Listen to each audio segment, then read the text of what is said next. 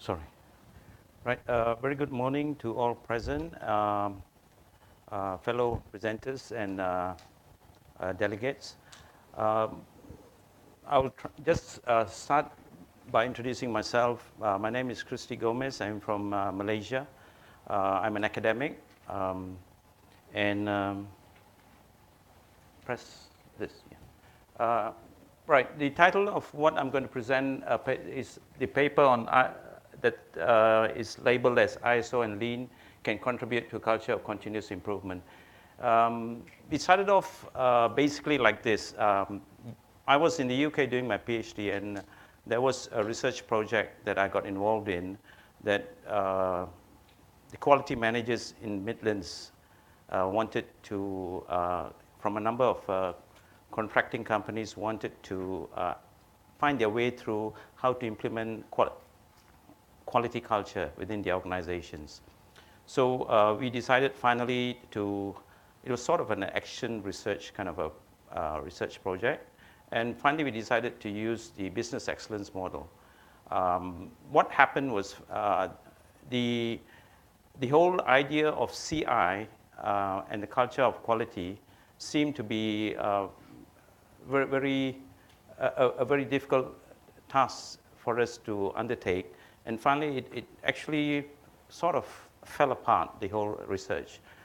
Then after coming back to Malaysia, I decided to think and reflect on what we faced, in the challenges we faced.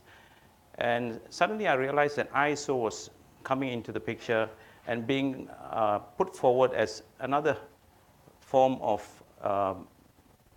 sort of construction improvement, process improvement methodology, if you want to call it.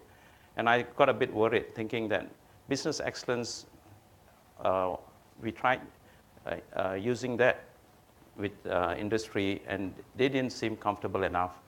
And they felt that it was still not what they wanted to see happen as part of something that they could undertake in a much more engaged manner. They wanted something actionable. They didn't just want to do assessments and things like that. So ISO, being something of that sort, auditing nature, prompted me to look at this topic. Where do I point this?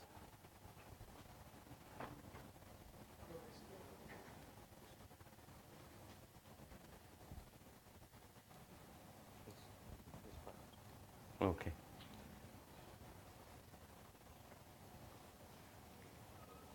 Oh, just a pointer. It's not to move the slides. Okay, it works.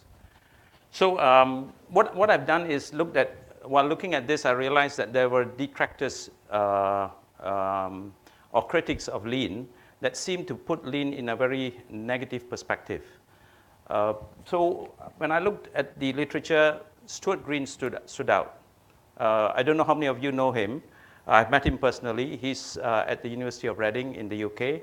And he seemed to take a real distaste to what Lean represents. So what I've done now is put this paper into two bits.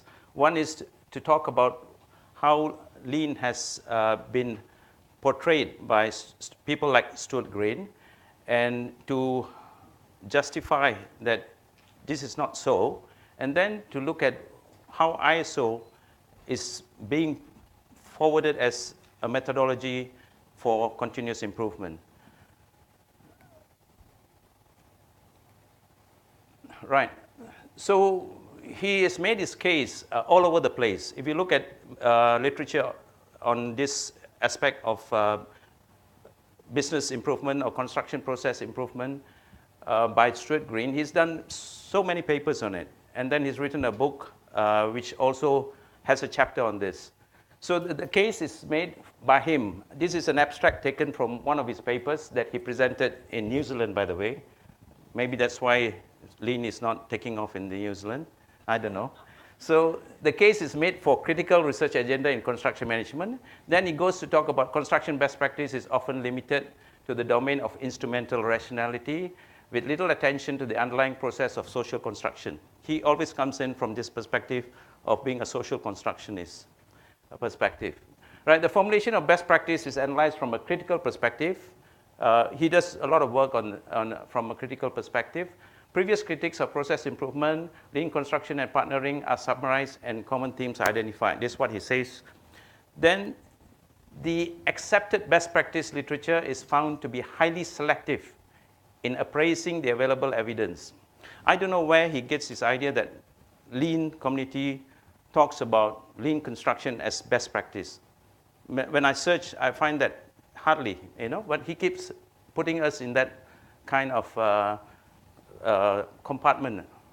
Right, from a critical perspective, all such improvement recipes seek merely to make others more efficient in serving the interests of the dominant management elite.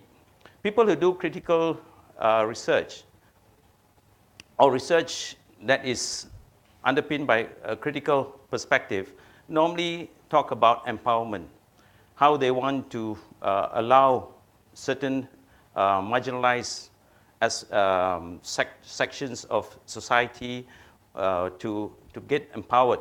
So maybe that's why he has to take on this kind of stand on looking at lean, once he seems to pick on lean. Right, there is no consideration of the externalities that lie beyond narrow definition of technical efficiency. Quite sad, actually. Then industry leaders continue to call for attitudinal and cultural change whilst advocating management recipes that reinforce the construction industry's dominant culture of command and control. However, if you look up some work of his, he himself is a proponent of value management. So I don't know the basis on which this kind of comments can be justified.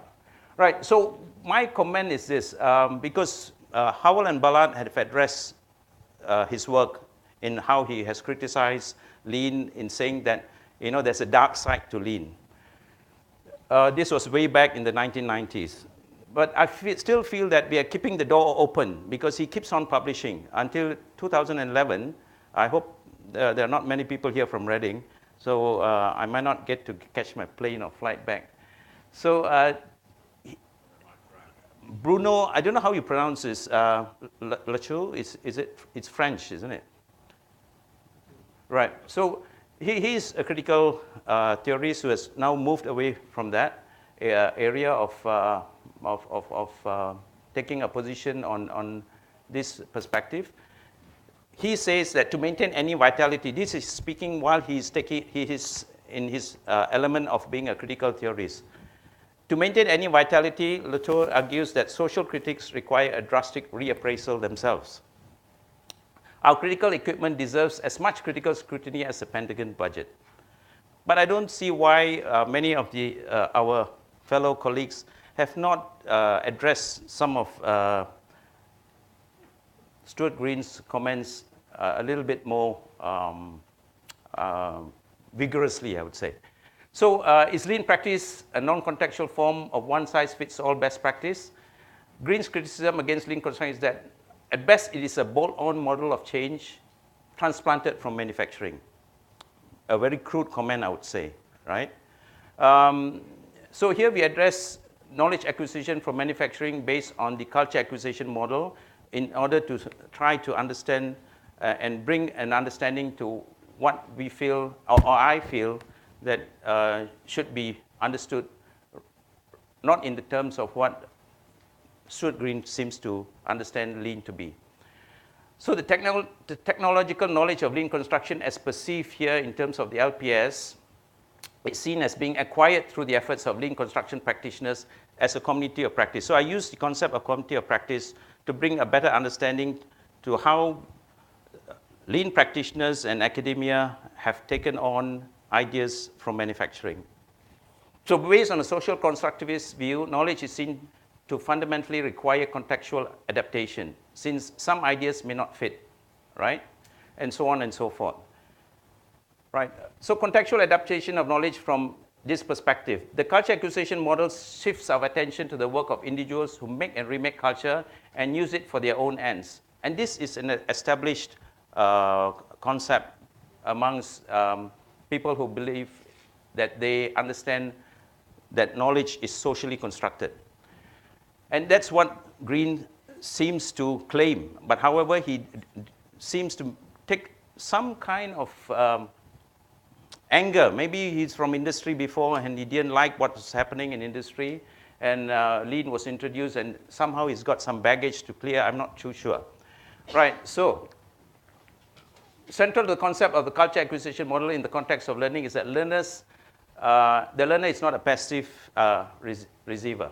Obviously, I think most of us agree to that. And so on and so forth. I don't want to go on this. So this is the latest book that he's put forward. And if you see some of the titles, subtitles that he has, right?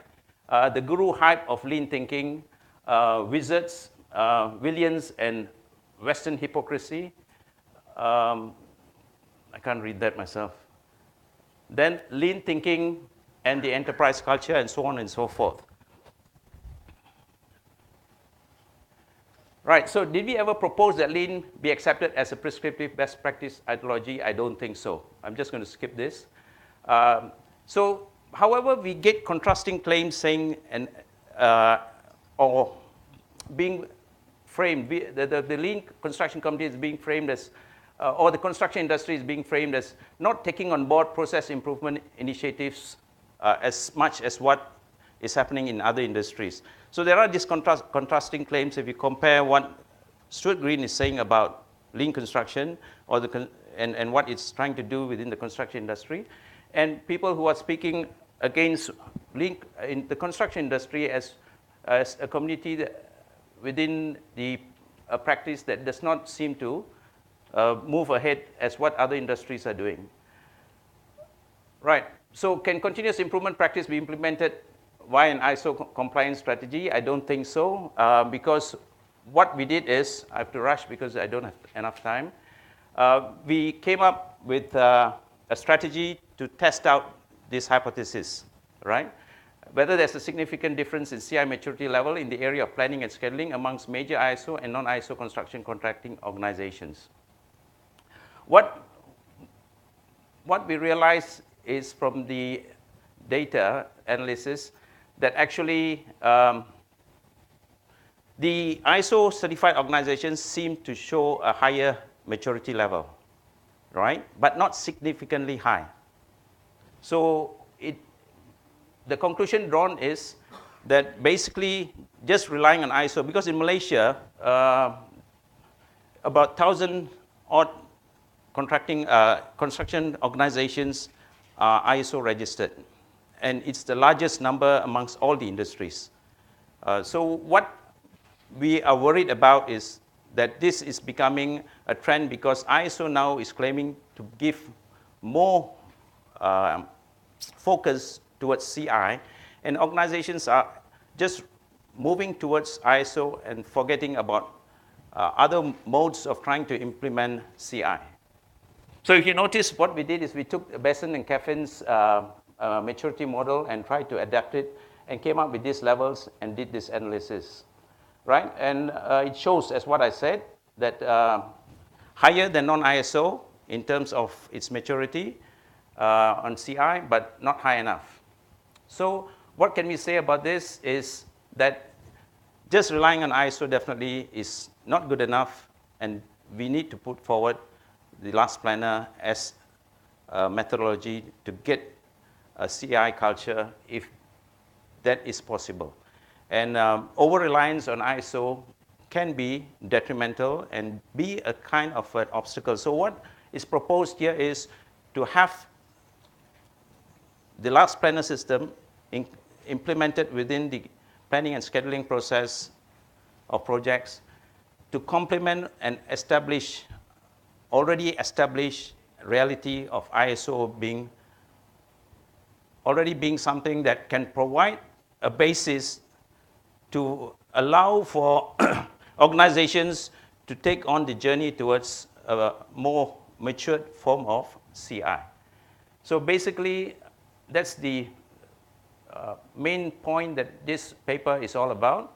And it can be quite worrying that if we continue giving and relying totally on generic business improvement methodologies and not bringing in mechanisms like what we are trying to implement through the last planner system, then we might be limiting ourselves in trying to achieve continuous improvement on a serious basis. Thank you very much.